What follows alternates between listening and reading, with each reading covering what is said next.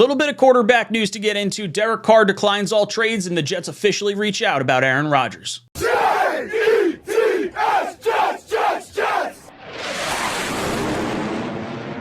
Welcome to Jets Talk. My name's Ryan. I'll be your pilot. If you're new here, hit that subscribe button. If you've been here before, welcome back. I love having you here. Boys and girls, I go live every Monday for my live call-in show from 8 o'clock to 10 o'clock. This week, I will be having Tyson from Let's Talk Jets Radio on, so make sure you hop on and ask us all your Jet-related questions. And then Tuesday, we come back with the Talkin' Jets panel. Myself, O'Leary, and Green Bean answering all your Jet-related questions. But let's move on to today's topic of the day, and that is Aaron Rodgers. Derek Carr found out a little bit of information about both these guys and how it relates to the New York Jets, how it relates to one another, and are the Jets playing 4D chess with Aaron Rodgers? And I really like this. I'm excited to get into it. So without further ado, let's hop into story one, and that would be one Derek Carr. Officially, sources say, according to Ian Rappaport, Derek Carr has informed the team he won't accept a trade to the New Orleans Saints or any other team. The team is expected to release him, and he'll be the top free agent on the market. This is something that I've been talking about for a long time, and it's like, hey, you know, that February 15th deadline, Carr feels slighted. He's going to decline all trades. I thought there was a chance that he may opt to go to the Saints just because of the Dennis Allen connection, and maybe he wants to, you know, sign a better, not a better contract, but sign a deal that's maybe team favorable. But the best course of action for Derek Carr was always going to be to hit free agency. How rare is it to hit free agency as an NFL player? When you consider the average career length is 3.5 to 4 years, the majority of players don't get to hit free agency. A rookie contract is like 4 years. That's what you're getting. Maybe an undrafted guy is 3 years, but generally speaking, you are not hitting free agency as a draft pick for the majority of players in the league, and especially as a quarterback. It's so valuable to have that franchise tag at their disposal that they can just tag you, like we saw with Kirk Cousins or we saw with Dak Prescott. Now with Derek Carr, he signed the contract last year, set to hit the open market. He's going to make a bunch of money. Now, I do expect him to go to the New Orleans Saints still, but he'll be able to at least see what his value is. Now, as far as the Jets go, we should 100% be in on Derek Carr. The only thing that I would say might be a little bit of a concern, and I just hope that Derek Carr doesn't sign too quickly. This is probably my big thing, because as long as Derek Carr doesn't sign before Aaron Rodgers makes his decision, I don't really care too much. But I would like there are some optics that you could conceivably think about it. Like, okay, if you go after Derek Carr, does it look worse if you wind up not getting him? Sort of like when the Jets wound up going after Peyton Manning, wound up not getting him. Now you have to give Mark Sanchez a massive contract extension. Then you go after what was it? I'm losing my train of thought now. You go after Derek Carr. I'm just going to lose it now. You go after Derek Carr. Kirk Cousins. There it is. You go after Kirk Cousins. He takes less money to go to a different team. Now all of a sudden, your franchise looks like it has egg on their face. So Derek Carr, I think the Jets could at least be interested, maybe poke around, give Aaron Rodgers something to think about. I don't want to put all our eggs in the Aaron Rodgers basket, and then we wind up being left without a chair when the music stops. I really like Derek Carr. I'm not concerned about his cold weather stats. A lot of people bring that up, the 0-7 in cold weather. He's like averaging 200 yards and a touchdown in cold weather below 36 degrees. And to be honest, when a team is that bad, he hasn't had a defense better than 20th in his entire career. Meaning when you're that bad late in the season, generally speaking, those teams kind of go into a self-preservation mode, and you're probably more likely to have losses at that point in the season when it would be colder. So I think it's more of a team stat than it is specifically a Carr stat. But that being said, I understand some of the concern because he just hasn't played in the cold weather. I'm not concerned about Derek Carr. I would bring him here. He would own like 8 of the best 9 passing seasons in our franchise's history if he was here. And I don't know. I like Derek Carr. But my favorite thing about this is the whole Raiders flubbing it all up, because they gave him the extension last year. McDaniels is like, they bench him. They say, oh, we're not going to get him injured because he has his injury guarantee. We want to make sure we can trade him or potentially, not have him here next year. And that's kind of the red flag that went up. They gave him the no trade clause. He was able to dictate where he wanted to go.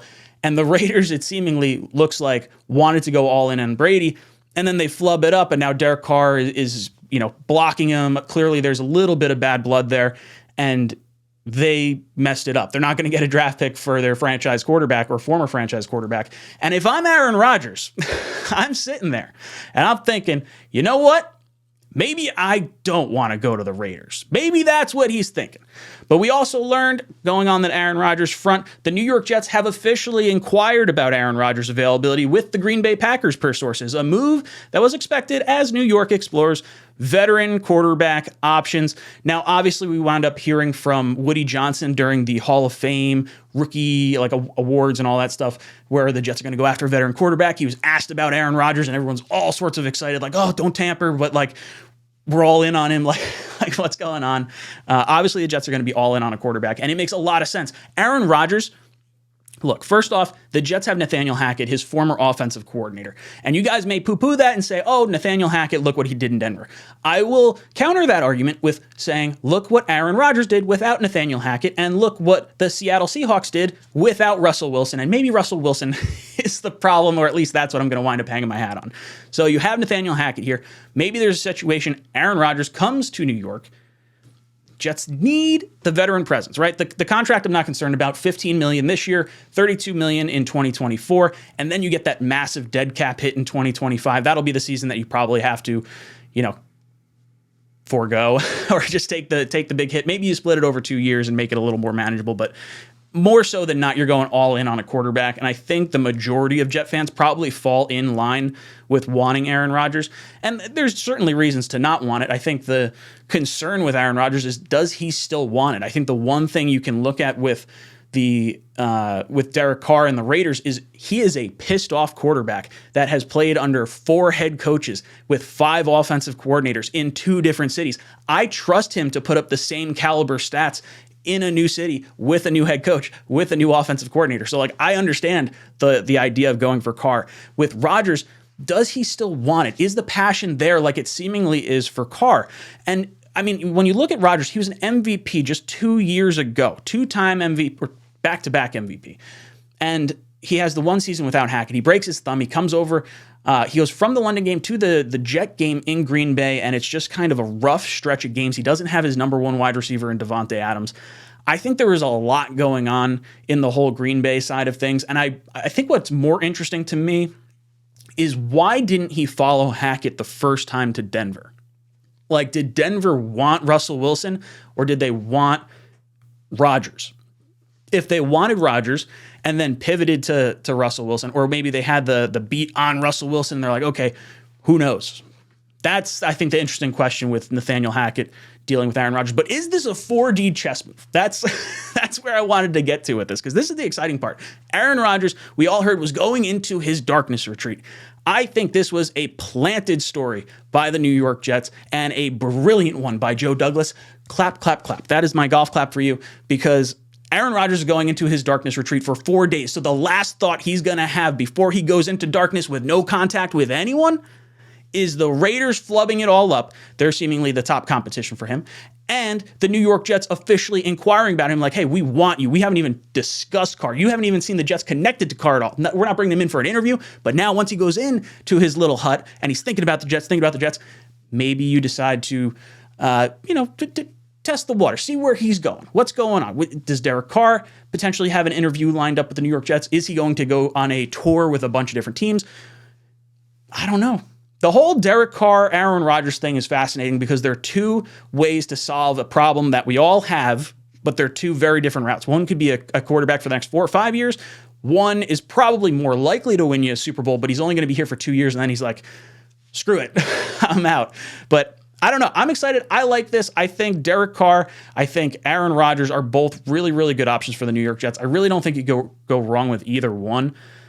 I just want to see competent quarterback play in 2023. That is the crux of it. With Aaron Rodgers, what are you going to trade for? Because you obviously got to give up the picks. I would give up whatever you got to give up to get the quarterback. That's what it is. I think if the Raiders are in on it, if the Titans are in on it, then it starts to elevate that price. How serious are some of these other teams? I think price comes into conversation with both these guys. You have Derek Carr costing you a lot in financial cap space, because he's going to get a fully guaranteed contract. That I think, maybe not fully guaranteed, but a lot of it's going to be guaranteed. So he's going to have money in a lot of different years, where Rodgers is more of a cap friendly deal, because it has that $15 million this year, $32 million next year. Seemingly Carr's probably going to cost over $33 million a year. I would guess about $35 a year on a annual contract.